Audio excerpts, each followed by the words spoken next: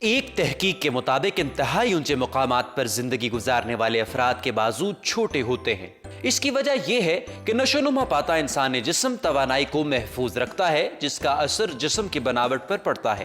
Royal society open science کے جریدے میں شائع شدہ رپورٹ میں سائنسدانوں نے بتایا ہے کہ نیپالی مرد اور عورتیں 3500 میٹر یعنی 11,500 فٹ یا اس سے زیادہ بلند مقامات پر پیدا ہوتے ہیں اور پرورش پاتے ہیں۔ ان کے بازوؤں کی لمبائی کم بلندی یا میدانی علاقوں میں رہنے والی آبادی کے مقابلے میں چھوٹی ہوتی ہے۔ دلچسپ بات یہ ہے کہ اونچے اور میدانی علاقوں میں رہنے والے افراد میں بازوؤں کے سوا باقی تمام اعضاء ایک سے ہوتے ہیں۔